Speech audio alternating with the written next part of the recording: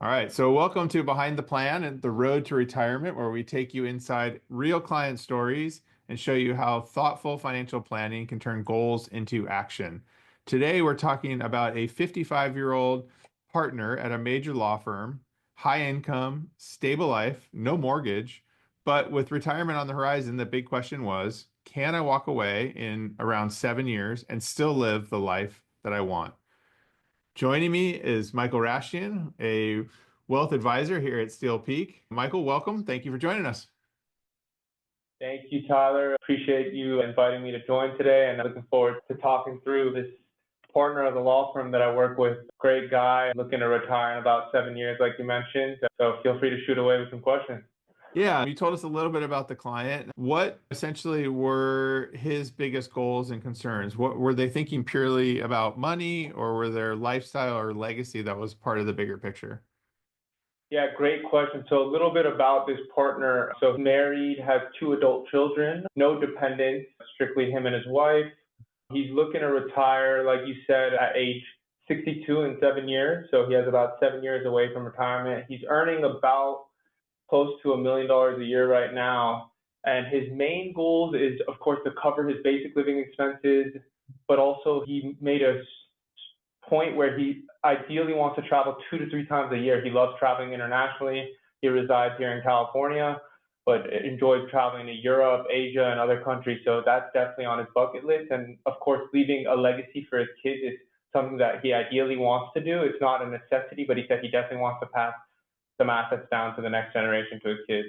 Yeah, that makes sense. Was there a specific trigger that made him reach out to you or made him start to think about this? Did something happen at work, or was it just like that ticking clock that was going on? Or was there maybe a longer term strategy or planning mindset that you guys had where it was a check-in to make sure all this was taken care of? Yeah, so great question. So as he was approaching retirement, 7 years away sounds like a lot, but he wants to come up with a strategy from now to be putting his savings in the right buckets as he's nearing retirement. Again, maximizing, for example, his retirement account, taking advantage of the catch up. His company offers match. So you ideally want to maximize your retirement savings, continue to contribute to his taxable brokerage accounts. He set up a trust for the family where he's continuing to add to that as well. He always maintains his emergency bucket, but mainly it's just aggressively saving now so he can live a comfortable retirement.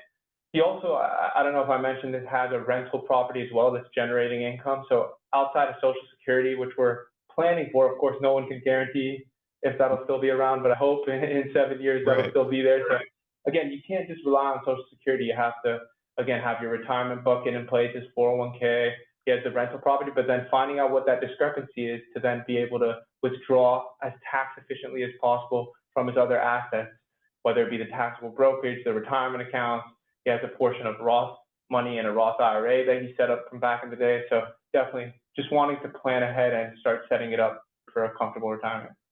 Yeah, it sounds like this guy has his ducks in a row. He sounds pretty set. He's got high income, he's got adult children, no mortgage. But maybe this is around the legacy that you're talking about, but were there deeper financial questions that he needed some help answering? Yeah, so he had his estate plan set up obviously with an estate attorney. That estate attorney is now retired, so he's now looking to work with us on estate consulting services. I mentioned to him that we're kind of a one-stop shop, holistic firm for our clients. Yeah. We do tax consulting services in-house and estate consulting services. So actually, he now met with our estate attorney. So that's something that we're bringing to the table for him as well. And obviously coming up with an investment strategy that will now be more income focused for him in retirement. He wants to start making the portfolio slightly more conservative if it makes sense, which we've discussed, our robust investment capabilities, and then focusing on cash flow for him in retirement so he doesn't have to tap into as much of the principal and then therefore be able to leave that legacy. So myself and Linus work together with a client. We get on meetings together and we review all this. Yeah, that sounds great. Yeah, I was going to ask about as you're nearing retirement, what are some of the things that you can put in place, but you touched on it. It's really just maybe making a shift away from on the risk profile, maybe not quite being as aggressive in the stocks that are in the portfolio, and then also looking towards ways to generate cash flow. Anything else to add to that? I think, again, that's a big reason why clients choose to work with us is our unique capabilities centered around generating cash flow. Mhm. But again, what I tell them is that everything's very dynamic. Life changes will happen between now and the age of 62 when he retires. That's 7 years. That's a long period of time. Things can change. So we're always adaptive, we're active, we're tactical portfolio managers as a firm. And again, we always revisit his plan in every review meeting, at least semi-annually, to make sure nothing significant has changed in his life. As I mentioned to him, that I always constantly remind him that the financial plan that we're building is the blueprint for the investment strategy, but nothing major to report other than that. Yeah, that makes sense. And so a little bit more about the lifestyle that he wanted post-retirement. It sounds like you mentioned specifically about travel. Was that travel with he and his wife, his family, or a combination of all of it? Yeah, he mentioned that at least one of those 2 to 3 trips a year will be with his kids, and actually some of his kids now have newborns, so Mm. grandkids as well. Yeah. So he loves to go on nice trips. He mentioned they love visiting those all-inclusive resorts and relaxing because it's very easy with the grandkids and just Mm. spending quality time. He's been working so hard as a partner, as you can imagine, of a law firm, a big law firm, where he's grinding 80 to 100-hour weeks.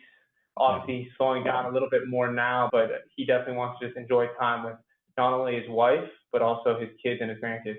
Makes sense. Yeah. It's always good to have aspirations in mind when you're thinking about your retirement. So it's probably really rewarding to know that he can reap the reward of all his hard work and put it towards use to something that he wants to do. So as you evaluated his current investment strategies, you touched a little bit on the risk profile and cash flow, but what did you do to evaluate their current savings, their investment strategy, just to see if it supported their goals post-retirement? Great question. Yeah, so we did a full analysis, and this is even before he became a client. We really analyzed his existing investment portfolio. He, on a scale of 1 to 10, was in the ballpark of a 9 risk, 10 being aggressive, 1 being conservative. So he was definitely taking on a lot of risk, reasonably, because when he started as a client, he was 12 years out of retirement. He's been a client for 5 years. He was focused, emphasizing more on growth, didn't really care to take any distributions to the portfolio or anything, as he has a very nice income from his job. But we discussed slowly reducing that risk over time as we brought the accounts over under our management. And by the way, everything we do is primarily custodied at Charles Schwab. We use Fidelity as well, but his assets are now being moved to Schwab from Vanguard when he started the relationship. And we basically started to slowly diversify and de-risk the portfolio modestly, closer to a 7.5 to 8 risk. As I mentioned to him, again, you're earning a high level of income, no need to take unnecessary concentration risk, as he had a few concentrated positions, which is something that we specialize in. So we were slowly diversifying those using robust strategies. And then over time, just as we meet semi-annually, we're discussing slowly de-risking over time and then continuing to maximize, like I mentioned earlier, his 401k plan, max that out every year with the catch up, and then he gets the match and everything like that through his employer. He's continuing to add any excess capital that he's saving outside of all the expenses to his his trust account, the taxable brokerage account for him and his wife.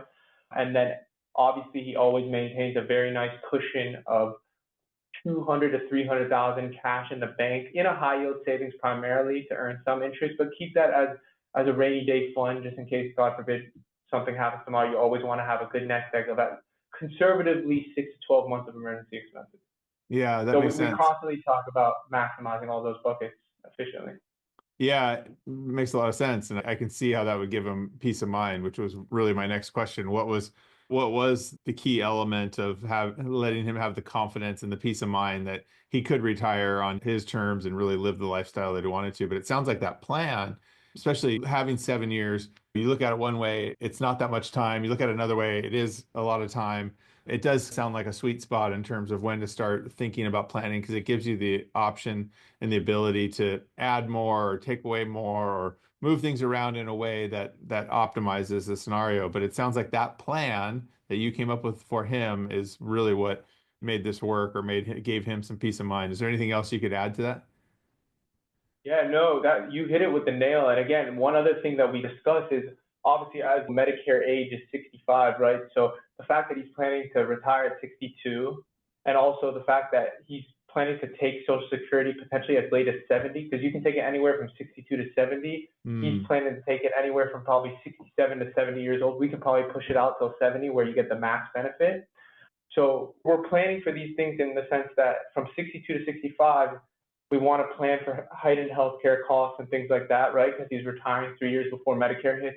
And usually, even with Medicare, you do need supplemental health insurance and things like that. But we look at all these inputs in the financial plan as we're building it for him, and then making sure that, again, what's that discrepancy between you have Social Security income, you have your rental property income, how much do we need to pull from those investment assets, like I mentioned earlier? And we plan for all these different variables.